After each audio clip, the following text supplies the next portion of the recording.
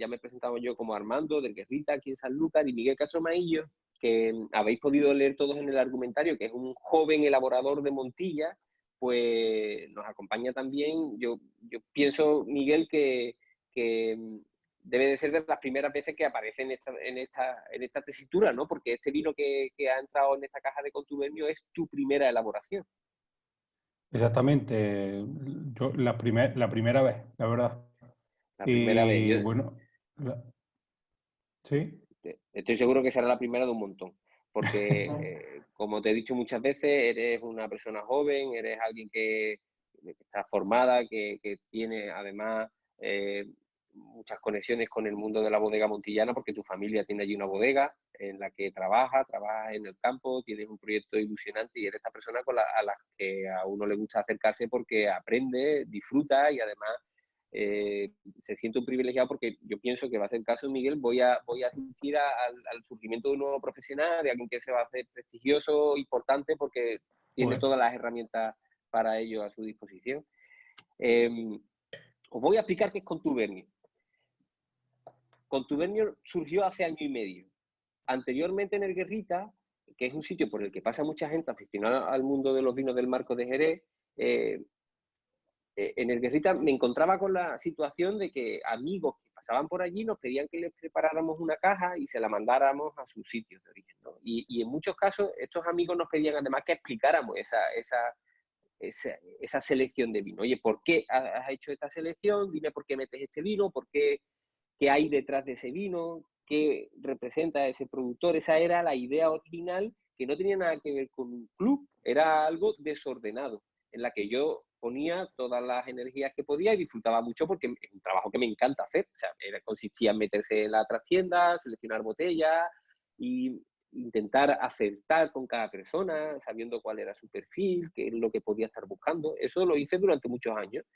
Con el tiempo se fue haciendo cada vez más complicado, porque faltaba tiempo, porque iba creciendo ese grupo de amigos y yo también iba teniendo otro tipo de obligaciones que me dejaban menos margen. Y un día pues se me ocurrió esa fórmula, decir, oye, ¿por qué no continuar con ese tipo de selecciones para estos amigos, pero haciéndolo ordenadamente? Cada cierto tiempo les voy a ofrecer enviarles una caja de vino y les voy a ofrecer que aquello que antes hacía ex proceso en cada caso, lo haré de una manera más ordenada, sostenida en el tiempo y con unas normas concretas.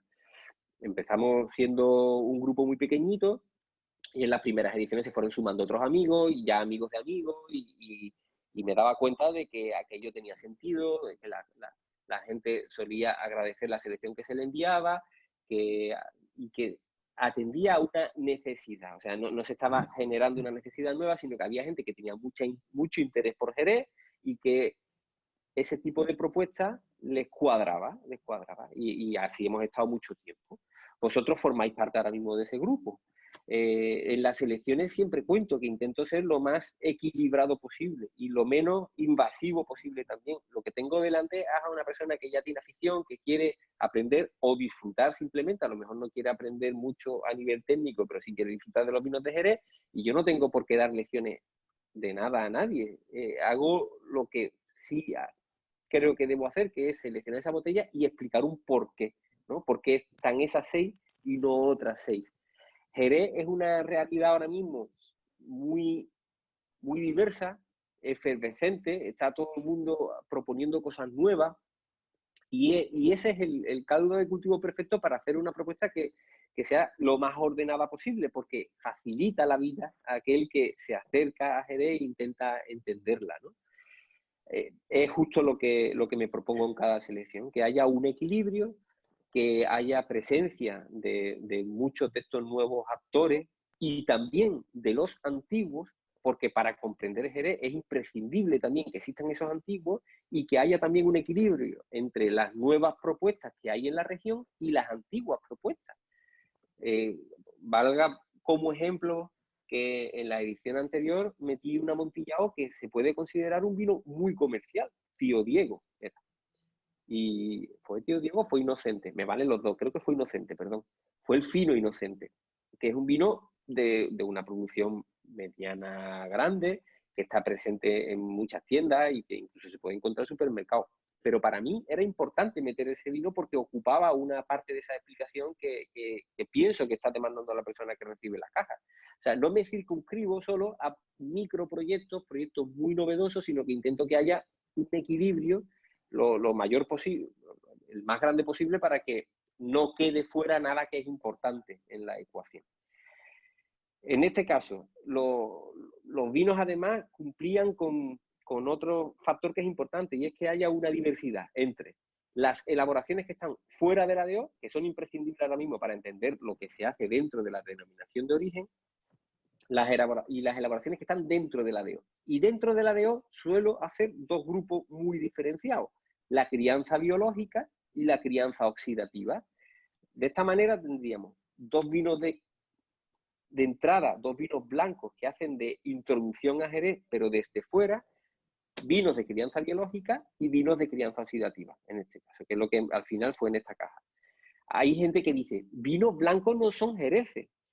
Eso, Miguel, ahora tú me vas a dar contrapunto en lo que respecta a Montilla, porque tú además eres uno de los protagonistas en ese punto, pero en el caso de Jerez es cierto que técnicamente no son jereces, porque la denominación de origen los deja fuera, pero personalmente pienso que son imprescindibles para entender Jerez, porque Jerez se entiende mejor si se empieza por la base, aunque no tenga el nombre de Jerez técnicamente hablando. Los blancos es donde podemos encontrar las sensaciones que nos aportan los suelos, las crianzas cuando no son demasiado intensas. La biológica es un tipo de crianza típico del marco de Jerez, que si no es muy intensa, nos va a dar una idea de cómo va transformando el vino blanco poco a poco desde el principio. Si yo me voy a los vinos que técnicamente son jereces, ya me encuentro con crianza biológica que son muy intensas y que han dejado lejos lo que representaba el vino blanco que había inicialmente. Para mí es importante, porque creo que se va a entender mejor la biológica en su fase más intensa, empezar en los vinos blancos. De hecho, en esta caja había un As de Mirabras, que es un blanco sin crianza. No ha habido nada de crianza. Y había un blanco intermedio, que es Ojo y Coillo, de Miguel Castro Maillo, que está aquí. En Jerez, en San Lucas, en Jerez, en el puerto de Santa María, también podemos encontrar vinos blancos que tienen ahora mismo esas crianzas intermedias. No son técnicamente vinos de crianza biológica muy intensa, no tienen las crianzas que requiere el Consejo Regulador para considerarse Jerez, pero ya han tenido biológica y ayudan a entender cómo la crianza va transformando el vino. ¿De acuerdo? Esto es diferente en el caso de Montilla, ¿verdad, Miguel? Porque en Montilla, ¿qué pasa con los vinos blancos? Bueno, los vinos blancos, no sé si los conocéis, pero por ejemplo, los vinos de tinaja están amparados por el Consejo Regulador, al contrario que en Jerez, ¿no? Y muchas bodegas hasta los comercializan. Es lo que sería el sobre tabla allí, ¿no? Es una diferencia fundamental, claro, porque vosotros sí que tenéis amparados esos vinos blancos. En el caso de Montilla, el vino tuyo tenía una contraetiqueta del Consejo Regulador. Exactamente. Yo en este caso no la tiene porque es un proyecto nuevo y bueno, iniciándome y demás, y tampoco quiero atarme a nada ahora mismo hasta que no vea cómo van las cosas, pero sí es verdad que lo hubiera podido amparar. De hecho, sí, De sí, hecho, es sí. algo habitual que en los proyectos experimentales pasaba también con la manzanilla Mirabras, que va en esta caja también, en ocasiones prescindan de ciertas herramientas legales porque están en esa fase experimental. Entonces, la normativa suele ser muy, muy concreta, inamovible, como corresponde, ¿no? Entonces, cuando tú estás experimentando, y entiendo que es lo que te pasa a ti con tu vino, Miguel, tú tienes la posibilidad de ampararlo dentro del consejo o de seguir las normas que te marca el consejo para utilizar las denominaciones protegidas, ¿no? Pero como estás en una fase experimental, en ocasiones puedes preferir no hacerlo. Es lo que pasa con Manzanilla Mirabra en lo que respecta a la calificación de la añada. No se quiso hacer esa certificación de añada porque estábamos en una fase experimental, y es lo que pasa en tu caso, Miguel, con tu vino, ¿no? Por lo que cuentas, Exactamente. vamos. Sí, sí, sí. Preferí no hacerlo, pero no lo descarto en el futuro. La verdad, si todo esto va como tiene que ir, en el futuro estará seguramente. Yo, de hecho, estoy seguro de que tú terminarás haciendo elaboraciones dentro del Consejo Regulador Claro, porque estás abocado a ello, ¿no? Lo que pasa con las denominaciones de origen es precisamente eso, que están protegiendo una serie de nombres cuando alguien trabaja en una región y quiere utilizar esos nombres, que es lo más lógico del mundo, porque si no, tiene que ponerle denominaciones extrañas al vino para que claro. sea ubicado. Pues si quiere usar esos nombres tiene que someterse a ciertas normas. Es el mundo de las denominaciones de origen en España, es cómo funciona y bueno, sí, hay Por que seguir ejemplo, esa normativa tal y como están ahora mismo, claro. claro, por ejemplo, en mi caso, yo iba a especificar que la viña estaba criada en Río Frío Alto, que es un Mm, pago prestigioso aquí en Montilla, que está en la mm. Sierra de Montilla, y no pude hacerlo porque está protegido por el Consejo, ¿no? Y Eh, bueno, por es lo eso, normal. De hecho, claro, en As de Mirabrás, si os dais cuenta, tampoco pone Sanlúcar de Barrameda ni Jerez de la Frontera en ningún sitio. No pone claro, ningún término de los que están protegidos por la DO porque es un vino que no puede utilizarlo a día de hoy. Si hubiera un cambio normativo, ya os digo que en Montilla no es necesario. En Montilla, Miguel podría amparar su vino. De hecho, yo no recordaba si estaba o no amparado, pero podría hacerlo si quisiera. En el caso de As, no se podría hacer. As no podría ser técnicamente un vino de la DO Jerez ni queriendo, porque no puede cumplir con las normativas, ya que te pone unos límites de crianza que As no cumple. Pero la base, la uva, el suelo, el clima, se cumple al 100%. Lo que faltan son algunos argumentos que obligan a que el vino utilice otras denominaciones más genéricas. No puede poner esas lucas, aunque nos gustaría, es verdad. Pero bueno, así es como está montado el sistema y es el que hay. Y desde mi punto de vista, en España o el sistema de denominaciones de origen es interesante porque pone orden en muchas cosas, al margen de que sea modificable en algunos aspectos, ¿no? En el futuro, quién sabe, si en el futuro en Jerez, que es algo que veremos probablemente en los próximos años, hay una modificación de la normativa de tal forma que los vinos blancos puedan ser calificados también vinos de Jerez o de San Lucas. Eso lo veremos probablemente. Dos vinos blancos, As y Ojo y Coillo. Ojo y Coillo que tenemos aquí a Miguel, como os he dicho. Después había dos manzanillas. Manzanilla de Pago de la Callejuela y Manzanilla Mirabrás. Las dos eran de añada, las dos son de muy pequeña producción, las dos, una de una bodega pequeñita, porque la Callejuela es una bodega muy pequeñita de Sanlúcar, de los Hermanos Blancos, un sitio muy recomendable para conocer en un viaje si venís aquí. Y creo que siempre el viaje va a ser más productivo si equilibráis entre las grandes bodegas y los pequeños proyectos. La Callejuela sería uno de los pequeños proyectos que están dentro de la denominación de origen y que ayudarían a entender mucho cómo se afronta la elaboración de los vinos desde empresas más pequeñas que Barbadillo. Barbadillo es la propietaria del concepto Mirabrás y es una empresa muy grande.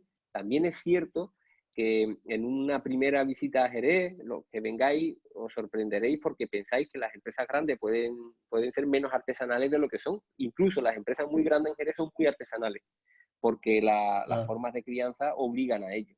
Y los edificios suelen ser muy antiguos, hay mucha diversidad de edificios, mucho trabajo manual, hay mucha gente que hace los trasiegos, las maquinarias son muy antiguas, rudimentarias y sencillas, pero sí es verdad que es una empresa a gran escala comparada con la Callejuela, que es una empresa a pequeña escala. En los dos casos había dos manzanillas dañadas, siguen siendo proyectos muy experimentales y muy pequeñitos dentro de las empresas. ¿Por qué? Porque el concepto histórico en Jerez es la criadera y solera. Un sistema en el que se mezclan las añadas.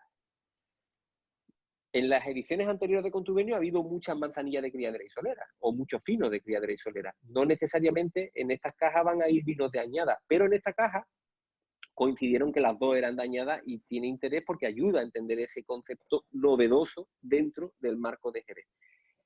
Miguel, ¿en Montilla hay finos de añada ahora mismo que tú sepas? Bueno, el único que yo conozco es Alvear. Alvear está haciendo cositas en añada. Pero sacó Mm, un fino del 2008 ajá. y, y creo que poco más. Alvear y yo no conozco nada más, vamos. Ellos, vosotros sí tenéis las añadas para los vinos blancos, estos vinos de tinaja, que estos sí que salen Eso sí. tradicionalmente con añadas, no con criaderas y soleras, ahí se Eso, mantiene el concepto de añada, pero mm, en Jerez, como no existe la certificación de los blancos, como hemos hablado hace un momento, el concepto de añada es muy extraño, muy extraño. Ahí, los proyectos que hay de añada se pueden contar con los dedos de las manos. Williams Amber los tiene en oxidativa, Barbadillo en esta biológica, La Callejuela, González Vía tiene proyecto en añada, hay algunas bodegas, pero son muy poquitas y con proyectos muy pequeñitos en el total de su volumen. Ahora bien, para contubernio es básico que existan, ¿no? Porque una de las cosas que tiene que ofrecer contubernio es el conocimiento de las novedades. Eso es la cuestión. No necesariamente los vinos tienen que ser de añada, es probable que en la próxima caja haya un vino de criadera y solera, bastante probable, porque nada lo impide y porque también ayudará a entender la otra cosa, lo que no ofrece el conocimiento de las añadas. La crianza biológica en su máxima expresión es la que se da en la criadera y solera. Porque la criadera y solera, recuerdo, la mezcla de añadas tiene como resultado que la crianza biológica es mucho más intensa, más prolongada en el tiempo y más intensa. Generalmente vamos a encontrar vinos de crianza biológica mucho más marcados en la criadera y solera que en la añada, a día de hoy. Porque os he dicho que estamos en un proceso todavía experimental con las añadas. En el momento de unos años la historia no es así como la estoy contando, pero ahora mismo es así. Encontramos vinos de crianza biológica muy marcados por la biológica en la criadera y solera y vinos de crianza biológica menos marcados por la biológica en las añadas. Eso lo podéis ver con los dos vinos que iban en la caja. Los dos tienen bastantes años de crianza. Mirabará es un 2014 y el otro era un 2017, 2015. La añada de la Callejuela es 2015. Y en los dos casos veis que no hay una sensación, aquí usamos una palabra muy descriptiva, cuchillera. No hay una sensación muy delgada del vino en la boca. ¿Tú estás de acuerdo con esto, Miguel? sí, Son sí, sí, vinos que mantienen completamente. más volumen, Un más volumen. vino, porque claro, a la crianza, al ser una crianza estática, eh, la levadura se comporta de diferente forma, ¿no? Los nutrientes no son los Meses. mismos. Al Ahí va. final, la formación de acetaldehído no es la misma que en un sistema de criadera y solera, donde le están entrando nutrientes constantemente, ¿no? Con la Y, saca y rocío. y el consumo de glicerina también, ¿no? Claro.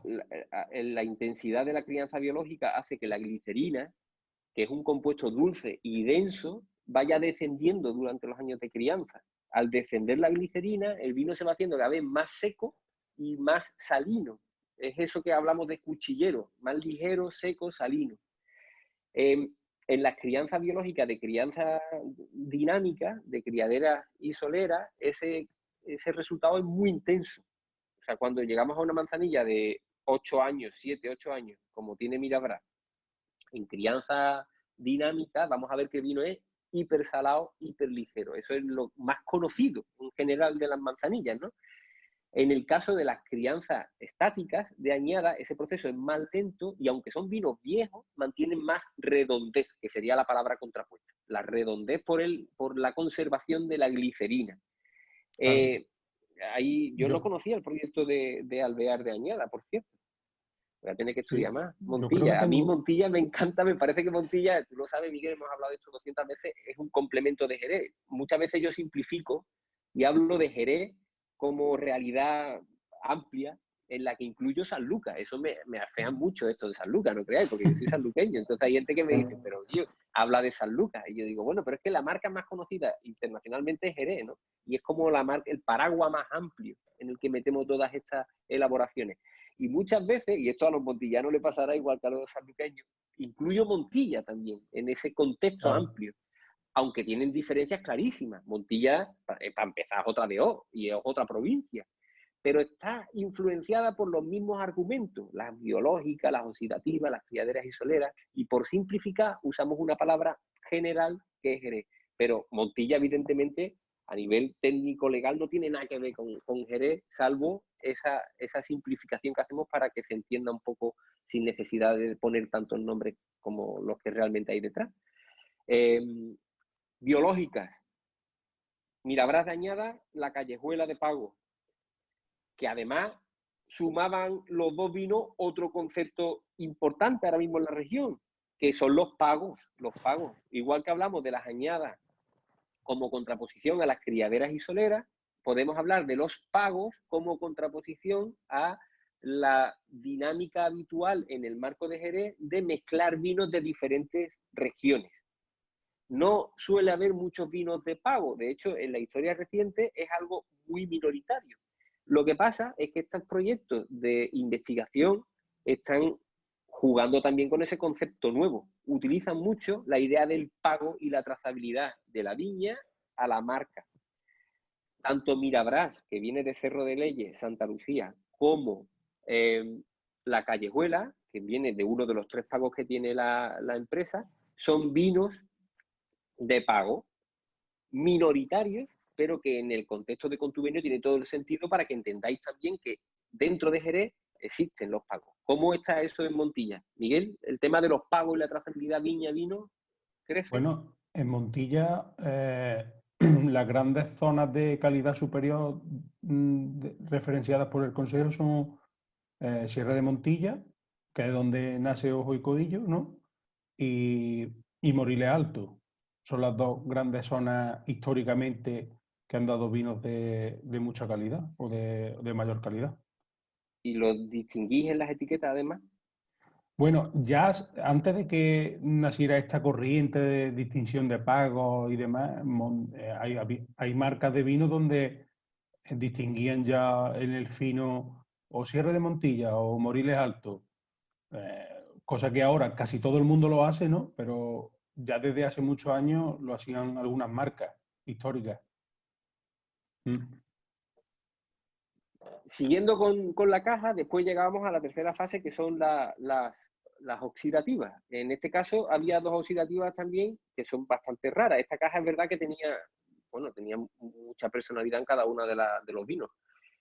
Arribota era un amontillado montillano, seleccionado por Pedro Morales, que además forma parte de Contubernio, es un enólogo, no es un enólogo, es un ingeniero que además tiene una bodega, es un ingeniero rondeño que tiene una bodega que se llama Lunares, pero es un enorme aficionado al mundo de los vinos, trabaja en su propia bodega, sabe de vino como si fuera enólogo, aunque no lo es técnicamente hablando. Él tiene a un enólogo trabajando en Lunares que se llama Vicente Inat, que es un personaje también súper interesante. Bueno, pues en ese contexto de Pedro Morales, Lunares, Vicente Inat y amigos, ellos catan muy bien, tienen además una asociación que se llama Tajo Vinos en Ronda, que es de las más dinámicas, gente que se reúne para catar, comparten botellas, hacen viajes, de estas cosas que en España no son muy conocidas y en otros países mucho más.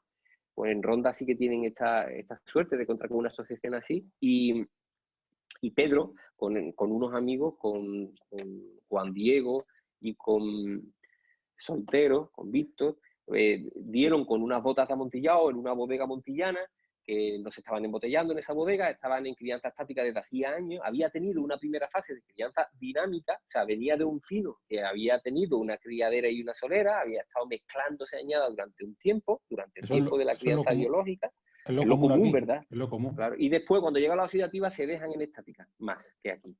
¿No, Miguel?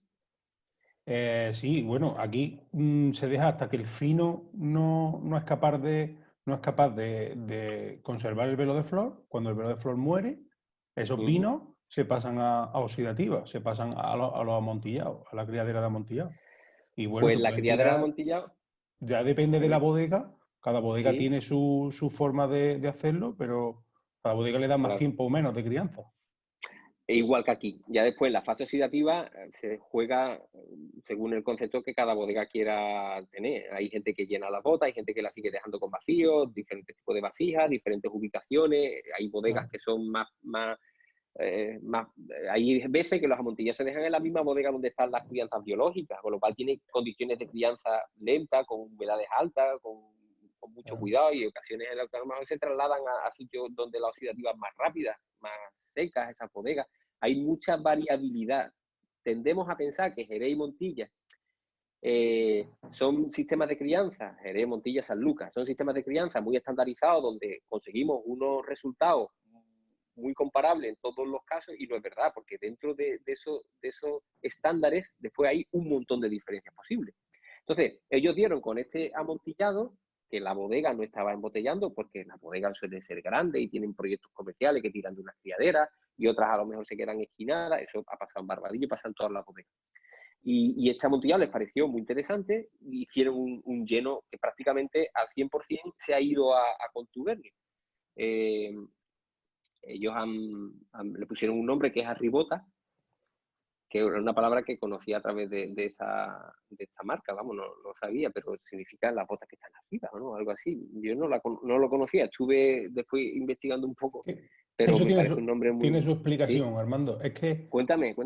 aquí en la zona, ¿no? Cuando alguna bota ya pasa oxidativa, ¿no? Como hemos explicado antes, el velo muere, pues hay una costumbre que es que la bodega es pequeñita, que no tiene mucho espacio, pues la cuarta criadera, o sea, por encima de la tercera criadera, en el sistema de criadera y solera para el fino, se montan diferentes botas, ¿vale? Para la oxidativa, para tener un espacio más para la oxidativa. Y eso se le llama la Esas son ribota, la que están las arriba. ribotas. Eso es una palabra montillana, aquí no se usa. Yo no la conocía. Aunque la idea sí es compartida. Aquí las oxidativas en ocasiones están por cuartas. Nosotros hablamos de alturas de botas ahora mismo, ¿no? Están las andanas, que son las diferentes piernas, y dentro de cada andana tenemos diferentes alturas. Las botas de solera, las que están por segunda, las que están por tercera, y la que está por cuarta. Aquí, por ejemplo, en Barbadillo rara vez se utilizan para biológicas, muy raro, no hay. Si Aquí hay una tampoco. cuarta, hay bodegas que pueden criar en cuartas. La Arboledilla es una bodega tan buena, Claro. es la bodega más importante de la empresa, un edificio antiguo, muy bueno para la crianza, es tan bueno que cría en cuartas, se dice, ¿no? Pero no está por cuarta porque cuando ponen las botas por cuarta, también las barricas sufren un poco más en la solera, y como es la bodega insignia, pues está solo por tercera. Pero cuando hay una cuarta fila, suele estar de oxidativa, porque aunque parezca mentira, desde las botas que están en el suelo hasta las que están un poquito más arriba, suele haber una diferencia grande de temperatura y humedad. Y es más proclive a las oxidativas las botas que están arriba. Lo que no conocía era la palabra, que es bonita, por cierto. Tiene todo el sentido del mundo. Sí, El calor en verano sube hacia arriba. Entonces, sí. cuesta mucho más que el velo permanezca en una cuarta criadera que en una tercera o una segunda. Por eso no es por otra cosa. Pues arribota en este caso, en esta caja, era una de las dos oxidativas que iban, y es un vino viejo con una fase final muy estática, donde no ha habido una criadera y una solera porque eran botas que estaban apartadas del sistema de gestión que tenía la empresa para las marcas que se estaba comercializando. Ellos han hecho esta selección y bueno, pues había una pregunta que planteaban, ¿no? Y es que si me como mucho la cabeza para hacer las selecciones de contubernio. Y la respuesta era, creo que es graciosa, porque yo creo que en un 80% de los casos no. En un 80% de los casos los vinos se me presentan. En el caso de Miguel, ¿te acuerdas que estábamos catando tu vino la primera vez y en ese primer momento te dije, yo creo que esto lo voy a meter en contubernio? ¿Fue así o no? Recuerdo aquella Pues mañana. porque era evidente. O sea, hay cosas que son tan evidentes que no hay que pensarlas. Y después sí es verdad que suele haber uno o dos vinos que me dan un poco más de lío, ¿no? Que tengo que decidir entre varios porque ocupan, a lo mejor hay varias marcas que pueden ocupar esa posición y tengo que comerme un poco más la cabeza. Pero gran parte de la caja surge naturalmente, surge. Y me voy apuntando cosas en la agenda para el siguiente, aunque sea 4 meses después. Eso pasó con el vino de Miguel Castro Maillo, con Ojo y Coillo, y me pasó también con Arribota, en este caso. Y me pasó con la Manzanilla Mirabrá porque tiene una producción muy pequeñita y me parece que la forma de compartir esa botella es más a través de un club de este tipo que intentando comercializarla. Y al final hay cosas que son muy naturales. Y después hay otros vinos que hay que darle más vuelta, como os he dicho. Y después el sexto vino. El sexto vino es el Lustau, una añada de Lustau de 1992.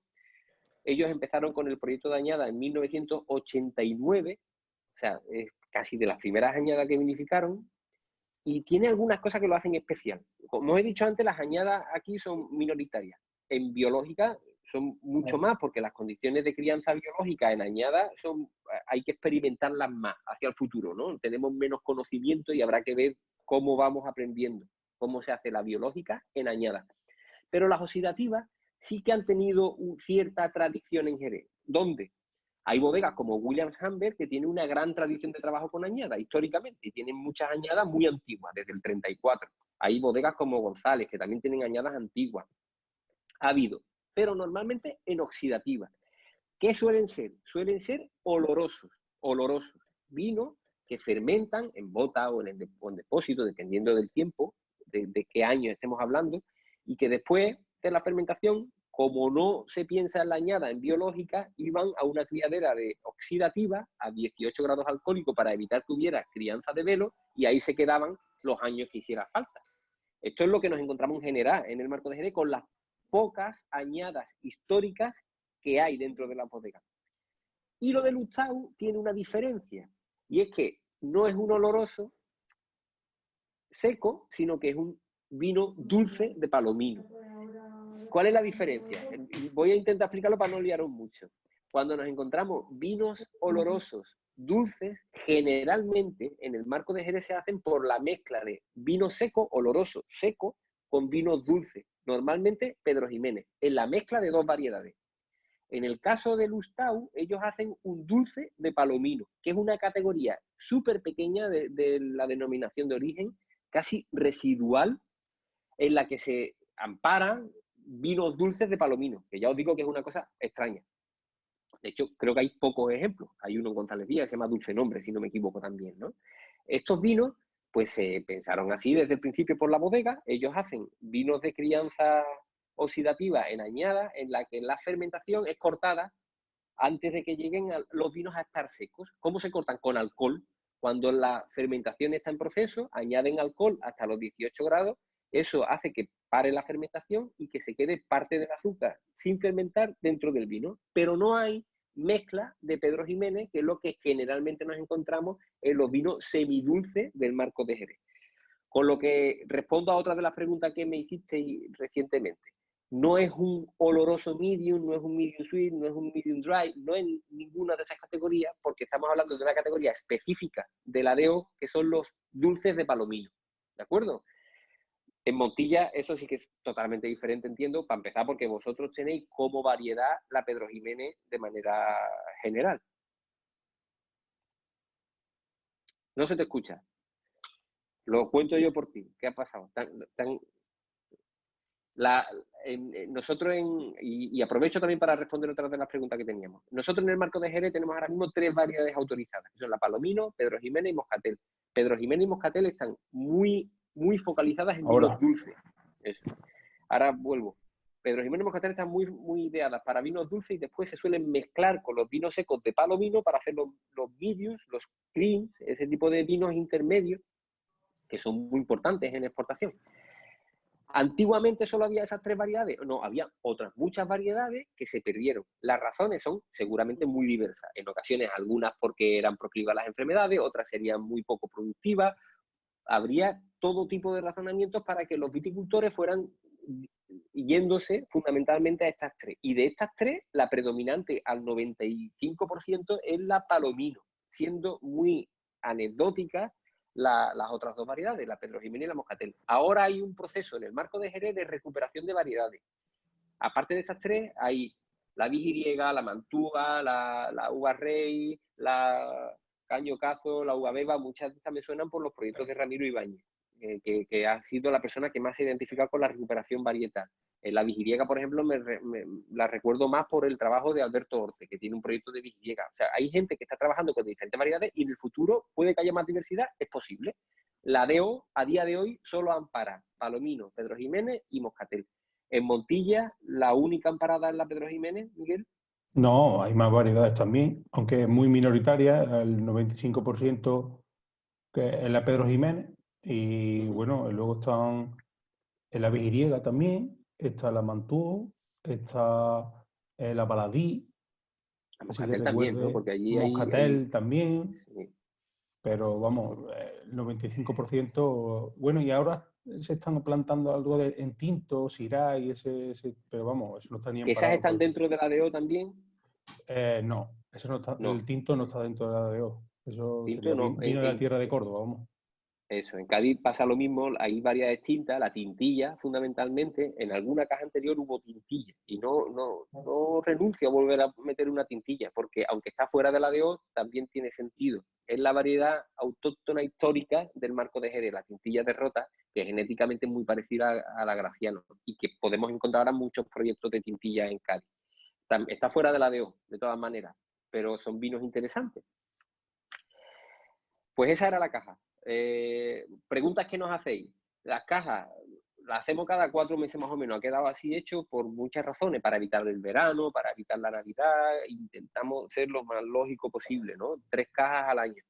Algunos nos habéis preguntado, entonces no tenemos opción hasta septiembre. Estamos pensando, para los que habéis llegado últimamente, hacer una selección de las cajas anteriores y meter los argumentarios también anteriores para que sepáis, tengáis una imagen de lo que ha pasado anteriormente, pero todavía no hemos terminado de decidirlo. Si al final podemos hacerlo, recibiréis un correo para aquello que os apetezca. En septiembre sí que está previsto que haya un nuevo contubernio en el que ya estoy trabajando y bueno, y que espero que sea tan divertido como este, porque a mí este me ha resultado divertidísimo. O sea, yo creo que las cosas son mejores cuando uno mismo disfruta, ¿no? Yo me bebió los vinos disfrutando como un niño chico en mi casa, además, en estas condiciones en las que estamos, os aseguro que creo que me he tirado por tierra 2 o 3 cajas de contubernio ya, no sé. Las siguientes cosas que podemos hablar en lo que nos queda, que ya vamos tarde. Dime, Miguel, ibas a decir algo. No, bueno, es una herramienta muy buena, ¿no? Para entender lo que se está produciendo actualmente en la zona, ¿no? Sobre todo en Jerez, ¿no? La zona de Jerez. En Jerez y en Montilla. En y Montilla también tiene bueno, mucha... vamos un poco por detrás, pero sí, también se están haciendo cositas nuevas. Y para entender todo eso, Contubernio es una herramienta buenísima, ¿no? Yo Al menos creo que sí. yo lo entiendo así, vamos. Mira, preguntas que nos han hecho. Sobre Arribota, he contestado. Rondeños, locos por el vino, que encuentran una cosa y la comparten con nosotros a través de Contubernio. La conservación de los vinos. Hay que considerar que Jerez de Montilla funciona como el resto del vino del mundo. O sea, aquí decíamos tradicionalmente que los vinos de Jerez, de San Lucas, no merecía la pena guardarlos en botella. Oye, pues depende. Hay vinos que sí y vinos que no. Personalmente, ¿qué pienso? Las crianzas biológicas largas son fantásticas para guardar y cambian en botella. En ocasiones sorprende el cambio que tienen. Te encuentras tonos de curry que a lo mejor no había cuando se embotellaron, y la manzanilla en rama saca estacional, que formó parte en el pasado y que volverá seguramente en alguna ocasión, finos viejos, como el de Tradición, como cosas de González.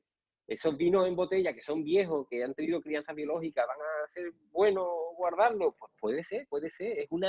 Lo que pasa es que tenemos que hacer como hacemos con el resto de vinos del mundo. O sea, cuando decidimos guardar un Rioja, no hay un manual de instrucciones que nos dice, este Rioja sí va a evolucionar bien en botella y este no, ¿no?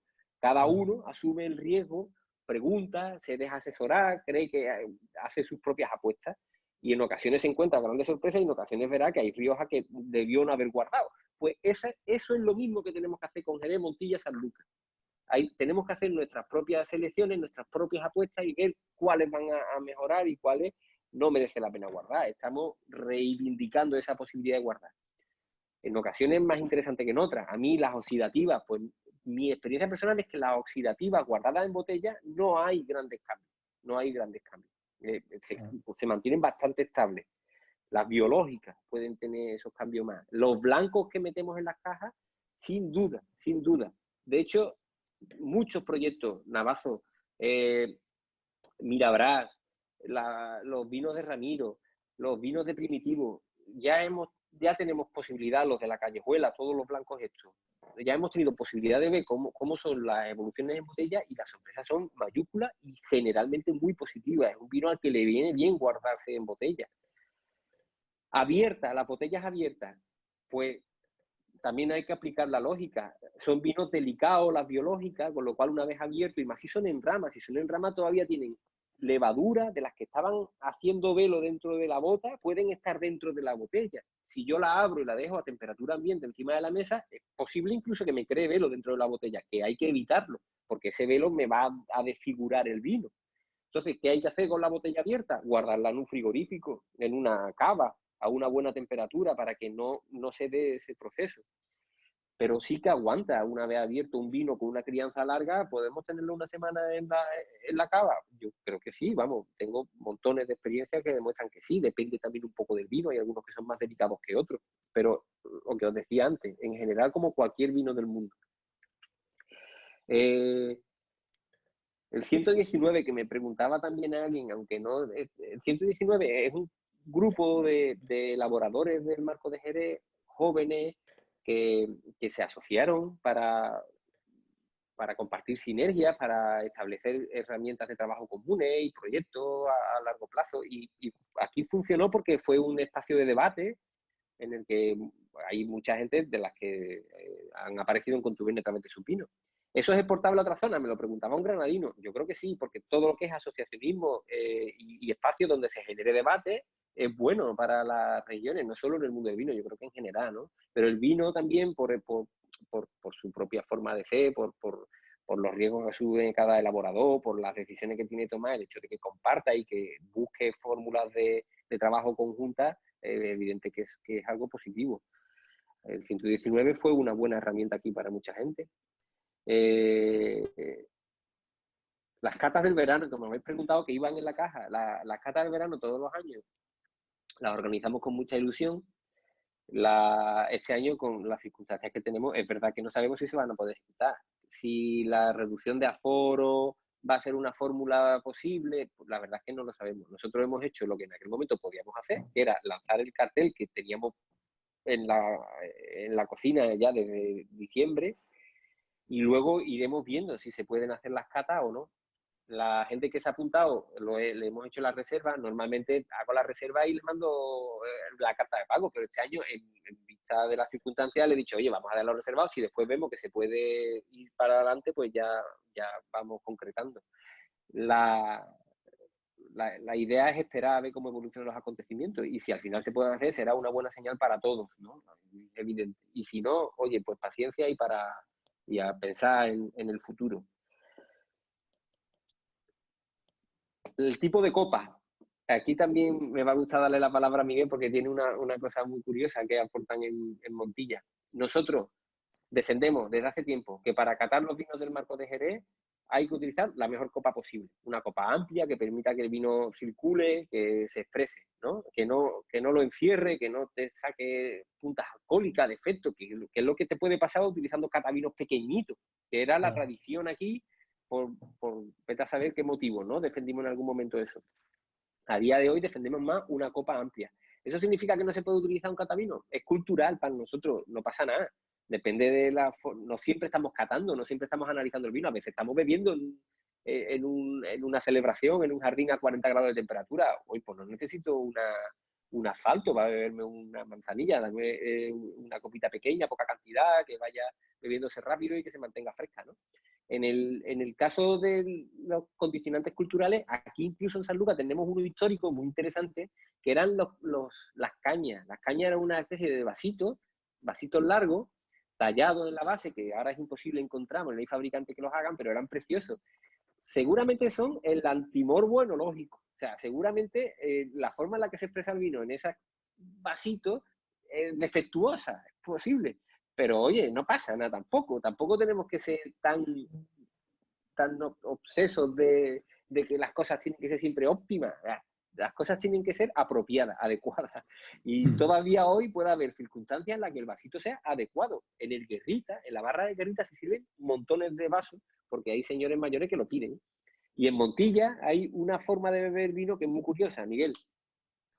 Bueno, la forma que se utiliza desde hace mucho tiempo es el medio, ¿no? Que es un catavino llenado hasta arriba del todo, sin dejar espacio ninguno. Porque la única función que tiene es beber, ya está. El que pide un medio no pide vino para catar ni nada. Va al bar y se pone en la barra y lo que quiere es beber. Ya está. Y al final es eso, ¿no?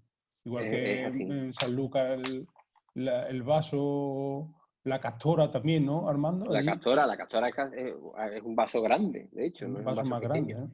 Ahora, ¿cómo se comporta mejor el vino? Evidentemente, en la mejor copa que tengas disponible. Una Salto, una Rieder o la que tú quieras. No, Claro. me da igual la marca, pero una copa amplia donde el vino se exprese bien. Disponibilidad de los vinos después de las selecciones. Escribid a la página web y preguntar, porque en algunos casos habrá vinos que sí estén disponibles después y podamos buscar botellas y podamos hacerosla llegar. Me ha pasado con la añada de Luzau, que hemos conseguido unas botellas más y a uno de vosotros hemos hecho llegar un envío, ¿no?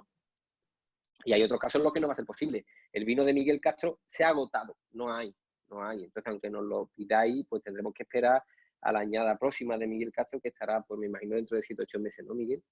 Sí, para final de septiembre, más o menos. Y en el caso de otros vinos en los que sí se pueden conseguir esa botella, pues eso, preguntad cuando tengáis una duda y si es posible os lo diremos, ¿eh? Hay muchos casos en los que intentamos no, estamos condicionados por la producción, porque en ocasiones son producciones pequeñitas y no queda después vino disponible. Peculiaridades de la cata para quienes comienzan a beber Jerez. Una la he explicado antes. Yo creo que lo más diferente que ofrece Jerez al mundo es el efecto de la crianza biológica. En general, nosotros cuando cuando afrontamos la cata de un vino de Jerez, si ha tenido biológica, nos va a sorprender esa boca seca, ligera, salina y en ocasiones incluso amarga. No hay nada de dulce, no hay nada de densidad, no hay acidez, se confunde con la salinidad.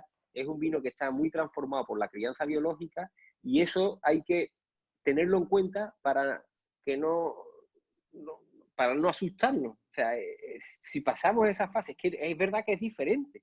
Es la parte. A mí me gusta decir que los vinos que hacemos al fin y al cabo son vinos y que hay que considerarlos vinos y que no hay que pensar que estamos hablando de alquimias raras ni nada de esto, que hacemos vino. Lo que pasa es cierto que no podemos tampoco caer en el simplismo de negar lo evidente. Lo evidente es que la crianza biológica transforma mucho la composición de ese vino y lo hace pues que tenga estas condiciones que os digo, salinidad, cierto amargor y ligereza. Para mí, una vez que empiezo a catar Jerez y que ya los conozco, los aprecio, de hecho, llegará un momento en que lo que busque sea cuanta más salinidad mejor, cuanta más amargor Adictivo, mejor ¿no? en ciertos vinos. Claro, ahí Adictivo. ya casi que nos metemos, ¿verdad, Miguel? Igual que en las Sí, crianzas sí. oxidativas, cuanto más viejos y a veces ya llegamos a buscar vinos que son rudos. No es, por mi parte, no es por desprestigiar ningún tipo de vino, pero cuando bebes tintos, bebes blancos de otras zonas y demás, al final el cuerpo a mí me pide esa amargor, ¿no? Esa salinidad que te aporta estos vinos. Por lo menos a mí me Nosotros es pasa. que nos caímos en la marmita de chico, entonces no nos asusta, pero hay que entender que cuando uno se acerca por primera vez, eso puede llamar la atención, Cuando eso te hay que infectas reconocerlo. ya no tiene solución. Hay que intentar pasar esa fase, eso es. Ah, Si nos acostumbramos a la salinidad, a la ligereza, al amargor, se abre Jerez completamente. Entonces, cuando vamos a entender Jerez, lo que nos pongan, de Jerez, de Montilla, de San Lucas. Y después dos cosas técnicas, manzanilla y fino, dos cosas técnicas porque me lo habéis preguntado. Manzanilla y fino son vinos de crianza biológica, la manzanilla es el que se produce exclusivamente en San Lucas de Barrameda. Simplificando mucho, esto después lo podemos complicar hasta el infinito, pero no voy a entrar.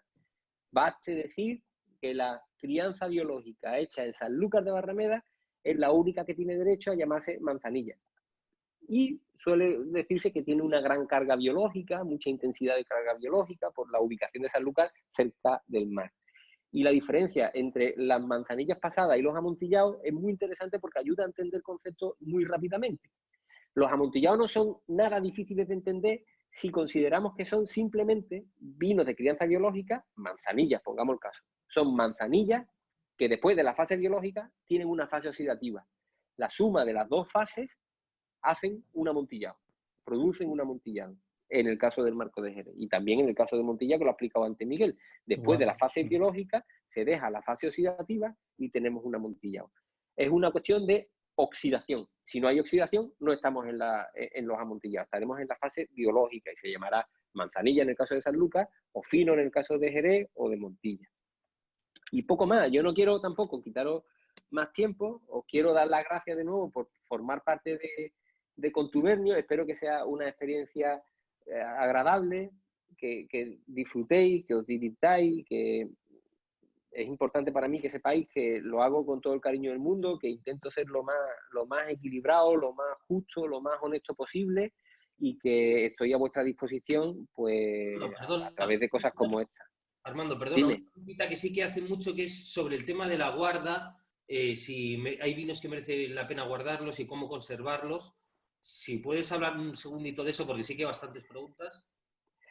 Lo he comentado antes, pero lo repito, hay vinos, para mí fundamentalmente los blancos, en eso no tengo ninguna duda, blancos con crianza pueden tener un gran potencial de guarda, ciertas biológicas en ramas, manzanillas, finos, viejos, también tienen mucho potencial de guarda y nos dan sorpresas positivas en muchas ocasiones, y después hay otros vinos en los que a lo mejor es menos interesante. Las oxidativas para mí no cambian mucho guardándose en botella, y hay ciertos vinos de biológica más jóvenes que a lo mejor más jóvenes o que no han sido ideados para guardar, que a lo mejor si tú guardas la botella te vas a encontrar un vino desfigurado, pero hay que hacer la prueba, como en cualquier sitio, ¿no? Hay que hacer la prueba, hay que escuchar lo que cuenta la gente, porque así es como todos tomamos nuestras decisiones de guarda o no, ¿no? A mí hay vinos que son icónicos en la guarda, ahora mismo incluso en el marco de Jerez. Mucha gente habla, Juancho Asenjo, Blas Cerón, son personalidades importantes, ¿no?, en el país a nivel, en estos niveles. Ellos hablan, por ejemplo, de que la saca estacional es un magnífico vino de guarda, la saca estacional de Barbadillo. Es un vino viejo, de 9 años, que se embotella en ramas y que ya podemos ver, porque lleva 21 años en la calle, que cuando abre el vino 4 o 5 años después te lleva sorpresa mayúscula, enorme. Estoy seguro de que eso pasa también a lo mejor con vinos como el de la Callejuela que hemos metido. Y estoy seguro de que pasa con vinos como el de Miguel Castro y Maillo, el Ojo y Coillo este que va en la caja, incluso con los Mirabrás y todos los vinos jóvenes estos que estamos haciendo con crianza, porque ya tenemos experiencia de que evolucionan positivamente en botella. Más cosas, Lucas. Bueno, pues... Nada más, solo simplemente dicen, preguntan un poco si el tema de la guarda en horizontal, vertical, pero... Esto también es buena. Es buena. Tradicionalmente el marco de Jerez, y estoy seguro de que también en Montilla decía lo mismo la de O, Miguel, te decía que los vinos se tenían que guardar en vertical. Yo, es una idea propia, pero pienso que eso está muy relacionado con que los tapones que se utilizaban en el marco de Jerez eran muy malos. Eran tapones de tipo cabezudo, estos que se suelen utilizar para Jerez, los que se abren y se cierran con facilidad porque tienen una cabeza arriba. Esos tapones tienen muy poco recorrido y tapan muy mal la botella. No estaban pensados para guardar las botellas. Entonces, claro, la solución fácil era decir, oiga, guárdelo de pie. Pero lo que te está tapando realmente es que esos tapones no son buenos para la guarda. Esa es la realidad. ¿Qué es lo que pasa ahora mismo en Jerez? Lo que pasa, y lo estáis viendo en esa caja, porque prácticamente todo, salvo el último vino, el de Lustau, que va con un tapón cabezudo, y que ya os he dicho que es un vino que a lo mejor no merece la pena guardar, es para consumo más o menos rápido, si se quiere, y si se guarda no pasa nada. Los otros van todos con un tapón cilíndrico convencional, como un tapón cualquiera que se utiliza en cualquier sitio del mundo. Estos tapones te permiten, si vas a guardar el vino mucho tiempo, tumbar la botella, porque no vas a tener riesgos de fuga. Y la guarda a largo plazo tumbada, hay quien defiende que es mejor que la guarda de pie. Esto también tiene diferentes teorías, y hay gente que discute sobre esto.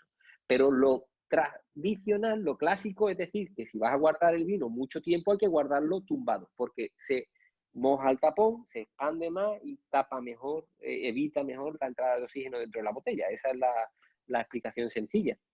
Con lo que quiero decir que la guarda de pie o tumbado depende del tipo de vino, sobre todo depende del tipo de tapón y depende del tiempo que vayamos a guardar la botella. Si yo voy a guardar la botella 3 meses, me da igual tenerlo de pie, realmente me da igual. Si lo que quiero coger es la botella de la Callejuela de Pago y guardarlo 10 años en mi casa, hay que ponerlo, yo lo pondría tumbado. ¿Me explico? ¿Estás de acuerdo, Miguel? Bueno, es que esto hay quien es muy defiende. opinable.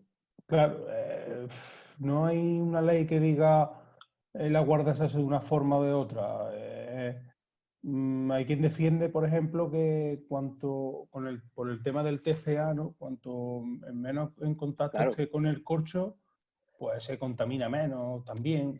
Es complicado. Yo la verdad esa es es que la, esa es la otra escuela, esa es la otra escuela. Lo que pasa es que esa escuela es muy reciente. O sí, sea, eso viene sobre todo por los champanes. Hay quien empezó a decir que los champanes se tenían que conservar de pie sí o sí porque tenía un gran problema de TCA. Pero eso es otro problema. Estamos hablando, cada uno ya tendrá que decidir si quiere militar en una parte o en la otra. Para mí personalmente, el TCA tendrá su responsabilidad después cuando abras una botella en ciertas tristezas, ¿no? Que nos podemos encontrar cuando un vino ha sido contaminado de TCA, de y sobre corcho. todo cuando Eso es y corcho, sobre todo cuando es caro, ¿no? sobre todo cuando es caro. Pero cada uno debe valorar qué riesgo quiere asumir, ¿no? ¿La guarda mejor tumbada? Probablemente sí. ¿Queremos evitar que tenga esa posible contaminación de corcho? Guárdalo de pie, pero a lo mejor lo está guardando peor. No sé, nunca las cosas son todo lo sencillas que quisiéramos, pero simplificando lo que os decía antes, yo creo. A largo plazo, si tiene buen tapón, tumbarlo, salvo que uno tenga mucho miedo a que una botella se le contamine por TCA, que es lo que dice Miguel. ¿De acuerdo, Lucas? Sí, sí, Ahora sí. yo creo que ya Pues está. muchas gracias. Creo que esto lo podemos repetir en septiembre con el siguiente contubernio, con la selección que hagamos entonces, con otro de los elaboradores que intervengan en la próxima caja, si queréis. Yo vuelvo a daros las gracias y os deseo que paséis toda esta situación lo mejor posible a todos. Un saludo. Adiós. Muchas gracias a todos, ¿eh? Mucha salud Adiós. para todos. Adiós, Miguel. Adiós. Disfrutarlo.